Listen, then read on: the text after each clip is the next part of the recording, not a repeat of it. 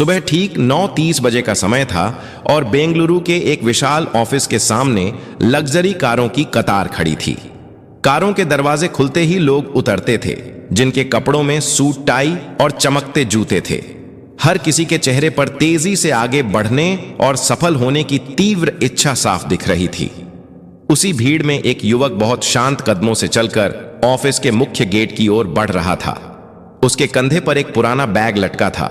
कपड़े हल्के से सिकुड़े हुए थे और जूते इतने घिसे हुए कि लगता था कई सालों से चलते आ रहे हैं। उसका नाम था अर्जुन। कोई भी उसकी ओर ध्यान नहीं देता था, क्योंकि सबकी नजर में वह एक साधारण कर्मचारी था। लेकिन असल में अर्जुन साधारण नहीं था। वह उस कंपनी का असली वारिस और भविष्य का मालिक था। विदेश में पढ़ाई पूरी करके वह हाल ही में भारत लौटा था और एक बड़ी कंपनी में इंटर्नशिप भी कर चुका था। लेकिन उसने अपनी पहचान छिपाने का फैसला किया, ताकि यह जान सके कि अगर उसे कंपनी की जिम्मेदारी लेनी है तो सबसे पहले उसकी टीम कैसी है, कौन ईमानदार है, कौन चापलूसी करता है और कौन अपने पद के अहंकार में मानवता भूल गया है। इसी उद्देश्य से उसने एक साफ सफाई कर्मचारी का भेष धारण किया। हाथ में झाड़ू लेकर कमर झुकाए वह ऑफिस के अंदर प्रवेश कर गया। गेट पार करते ही उसे तेज कदमों की आवाज सुनाई दी। एक महिला हाई हील्स पहने उसकी ओर तेजी से बढ़ रही थी। उसका नाम था नेहा और वह कंपनी की असिस्टेंट मैनेजर थी। वह कठोर स्वभाव वाली और अपने अधीनस्थ कर्मचारियों पर सख्ती करने के लिए जानी जाती थी। अर्जुन को देखते ही नेहा की आंखें सिकुड़ गईं। उसने ऊपर से नीचे तक उसे नजरों से परखा और कठोर स्वर में बोली, यहां क्यों खड़े हो? अभी सब साफ करो, यह तुम्हारा खड़ा रहने की जगह नहीं है। अर्जुन ने सिर झुका लिया और एक पल के लिए उसके सीने में हल्का दर्द महसूस हुआ, लेकिन उसने चेहरे पर शांति बनाए रखी। वह चुपचाप झाड़ू उठाकर एक कोने में हट गया। यह अपमान सहना उसके लिए आसान नहीं था, लेकिन वह जानता था कि उसका असली मकसद कुछ और है। यह कोई खेल नहीं, बल्कि एक बड़ा इम्तिहान था, जिसमें सफल होना उसके लिए जरूरी था। जाने से पहले नेहा ने व्यंग्य से कहा, हां, यहां पुराने साफ सफाई कर्मचारी की तरह आलसी मत दिखना, नहीं तो ज्यादा दिन टिक नहीं पाओगे। उसकी बात सुनकर आसपास के कुछ कर्मचारी मुस्कुरा उठे। कुछ चुपके से हंसे और कुछ अपनी फाइल से मुंह छिपाकर चले गए। किसी ने भी यह नहीं सोचा कि जिसे वे साधारण साफ सफाई कर्मचारी समझ रहे हैं, कल वही उनके भाग्य का फैसला करेगा। अर्जुन ने झाड़ू से फर्श पर एक निशान बनाया और मन ही मन प्रतिज्ञा की कि वह सब कुछ देखेगा, सब कुछ सहन करेगा और सही समय पर सच्चाई सबके सामने लाएगा। खाने के समय का माहौल रोज की तरह हलचल से भरा था। कुछ कर्मचारी जोर जोर से हंस रहे थे, कुछ हाथ में कॉफी का मग लेकर गपशप कर रहे थे। अर्जुन चुपचाप झाड़ू लेकर एक कोने में सफाई के काम में जुटा था। उसकी आंखें फर्श पर थीं, लेकिन कान हर बात सुन रहे थे। अचानक एक महिला जोर से हंसकर इशारा करके बोली, अरे देखो, नया साफ सफाई कर्मचारी एकदम देहाती लग रहा है। लगता है जिंदगी में पहली बार किसी बड़े ऑफिस में आया है। उसके पास बैठी एक और लड़की तुरंत बोली, हां, लगता है लिफ्ट का बटन दबाना भी नहीं जानता। उनके साथ बैठे एक और कर्मचारी ने और अपमान जोड़ते हुए कहा, कल फिर से हमारे साथ कैंटीन में खाना मांगने ना आना। सबकी हंसी एक साथ गूंज उठी। माहौल में घृणा और अहंकार की गंध फैल गई, लेकिन अर्जुन ने सिर नहीं उठाया। उसके होठों पर एक हल्की मुस्कान थी। वह मन ही मन सबके चेहरे याद कर रहा था। वह जानता था कि ऐसे पल ही असली परीक्षा है, जहां इंसान का चरित्र समझ में आता है। वह सबके असली रूप को मन में उतार रहा था। कुछ देर बाद सब अपनी हंसी और कॉफी का मग खत्म करके खाने के कमरे से चले गए। अर्जुन अभी भी सफाई के काम में लगा था। उसके अंदर कहीं गुस्से की चिंगारी जल रही थी, लेकिन उसने अपने मन को शांत किया। वह जानता था कि अगर वह भावुक हो गया तो उसकी पूरी योजना बर्बाद हो जाएगी। उसे धैर्य और समझदारी से आगे बढ़ना होगा। सायंकाल ढल रहा था। ऑफिस के बाहर एक चमकदार लग्जरी कार रुकी। अर्जुन ने दूर से देखा कि नेहा फोन पर बात करते हुए कार में सवार हो रही थी। उसके चेहरे पर अहंकार और दिखावे की झलक साफ थी। उसकी फोन पर कही बात अर्जुन के कानों तक पहुंची, हाँ हनी, आज रात मुझे किसी 5 स्टार रेस्टोरेंट में ले जाओ, किसी सस्ते कैफे में मैं नहीं जा सकती। अर्जुन ने एक पल के लिए उस दृश्य को ध्यान से देखा, फिर आंखें नीचे कर ली। उसके मन में एक ही विचार आया कि यह अहंकार ज्यादा दिन नहीं चलेगा। सत्ता और पद हमेशा इंसान को नहीं बचा सकते। एक दिन सच्चाई सबके सामने आएगी। अर्जुन शांत कदमों से ऑफिस से बाहर निकल गया। सायंकाल की ठंडी हवा उसके थके शरीर को छू गई, लेकिन उसकी आंखों में एक दृढ़ संकल्प की चमक थी। यह एक लंबे खेल की शुरुआत थी, जहां हर झूठ, हर अहंकार और हर अन्याय का पर्दाफाश होना था। फर्श अभी भी गीला था। अचानक नेहा की कठोर आवाज गूंजी, यह सफाई तुमने की है क्या? फर्श अभी भी गीला है। अगर कोई फिसलकर गिर गया तो क्या? तुम्हारी बुद्धि में कुछ नहीं? अर्जुन ने सिर झुका लिया और चुपचाप फिर से फर्श साफ करने लगा। आसपास खड़े कुछ कर्मचारी एक दूसरे की ओर देखने लगे। किसी के मन में शायद थोड़ी सहानुभूति आई, लेकिन किसी ने मुंह खोलने की हिम्मत नहीं की। उन्हें पता था कि नेहा के सामने बोलना मतलब अपनी मुसीबत बुलाना है। सबने आंखें हटाकर अपने काम में लग गए। इन दिनों अर्जुन की मुलाकात हुई एक पुराने साफ सफाई कर्मचारी रामू से।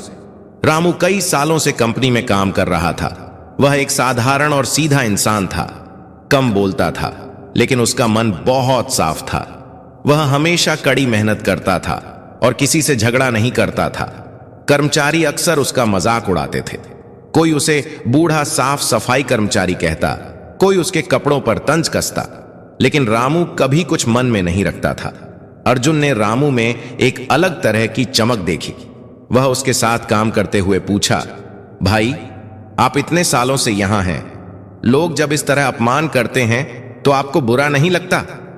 रामू हंसकर बोला, सम्मान ऊपर से मिलता है। जो आज हंस रहे हैं कल भूल जाएंगे, लेकिन अगर हम अपना काम ईमानदारी से करें तो मन शांत रहता है। यह शब्द अर्जुन के मन को छू गए।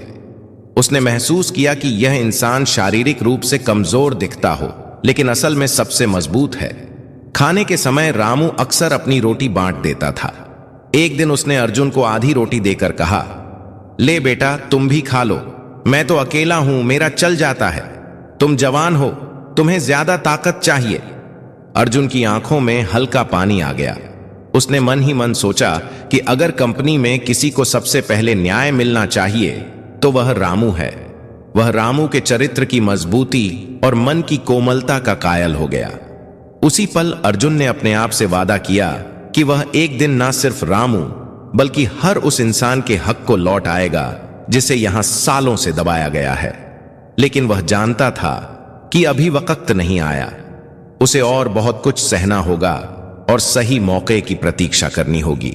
दिन बीतते गए और अर्जुन ऑफिस के हर कोने में होने वाली घटनाओं को बारीकी से देखने लगा।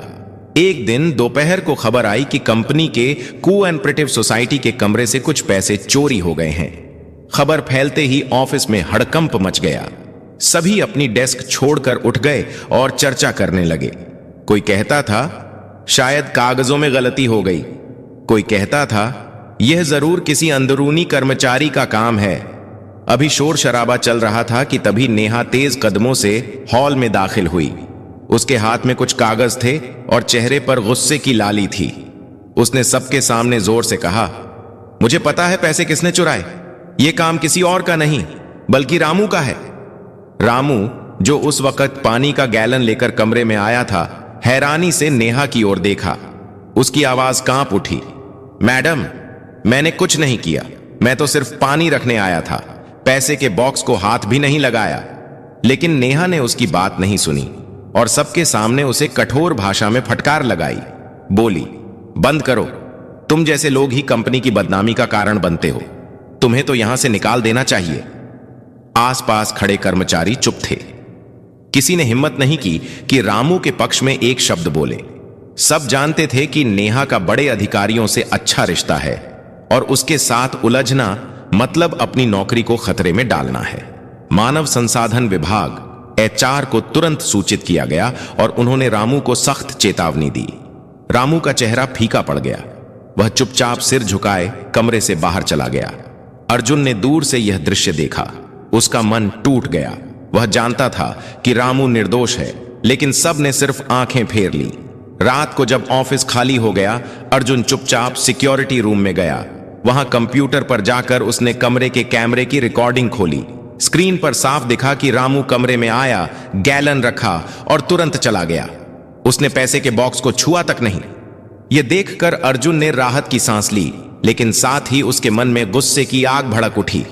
उसने तुरंत वीडियो को कॉपी करके अपने पास रख लिया और खुद से कहा, वक्त बदल रहा है, यह अन्याय ज्यादा दिन नहीं चलेगा। यह रात अर्जुन के लिए बहुत महत्वपूर्ण थी। उसने तय किया कि वह अब सिर्फ दर्शक नहीं बनेगा, बल्कि बहुत जल्द इस व्यवस्था को तोड़ देगा। अगले दिन सुबह ऑफिस में एक अलग तरह की शांति थी। सब जानते थे कि कुछ बड़ा होने वाला है। ठीक उसी समय ऑफिस के मुख्य गेट पर एक काली लग्जरी कार आकर रुकी। कार से एक स्मार्ट युवक उतरा। उसके कपड़ों में चमकता सूट था, आंखों पर स्टाइलिश सनग्लास और चेहरे पर एक अनोखी दृढ़ता थी। सब हैरान होकर देखने लगे, क्योंकि यह युवक कोई और नहीं बल्कि अर्जुन था। लेकिन अब वह अपने असली रूप में था। ऑफिस के गेट पर खड़े गार्ड और अन्य कर्मचारी हैरानी से देखते रह गए। उनकी आंखें चौड़ी हो गईं, क्योंकि यह वही युवक था जिसे वे कुछ दिन पहले साधारण साफ सफाई कर्मचारी समझ रहे थे।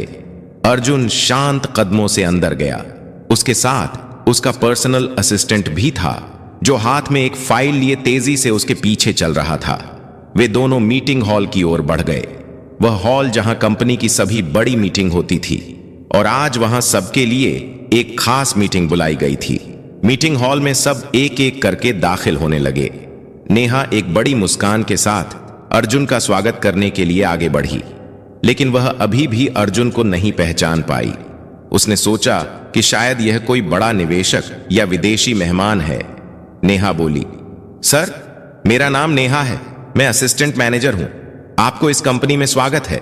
अर्जुन ने उसकी ओर देखकर हल्की मुस्कान दी। वह मुस्कान नेहा के लिए अपरिचित थी, लेकिन उसमें एक मौन व्यंग्य था।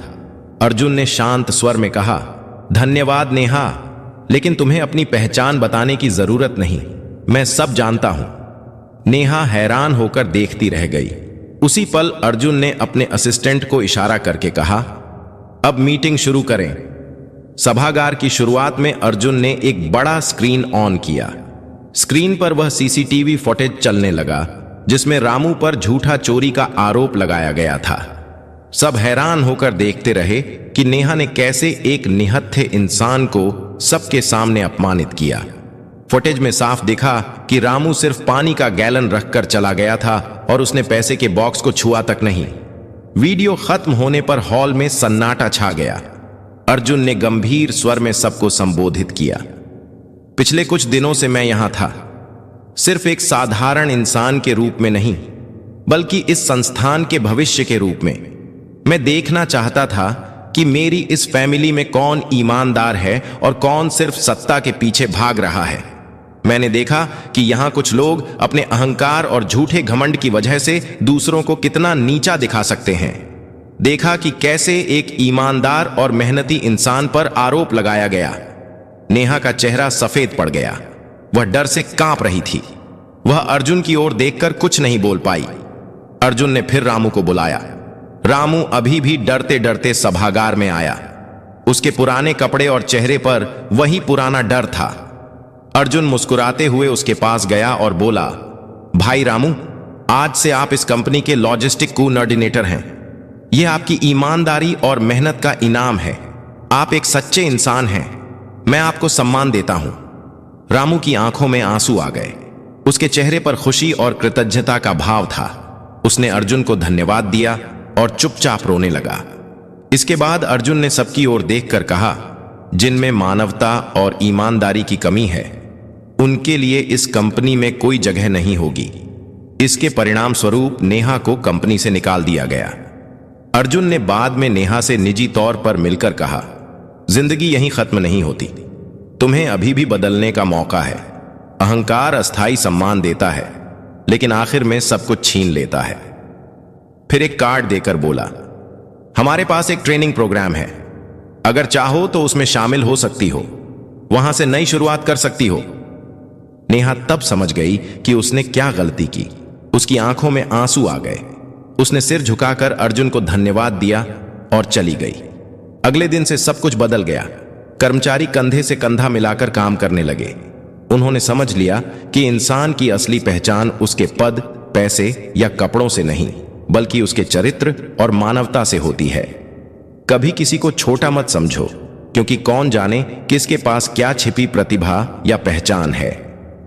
अगर कहानी पसंद आई हो तो हमारे चैनल को सब्सक्राइब करना ना भूलें। अगले वीडियो में मिलते हैं।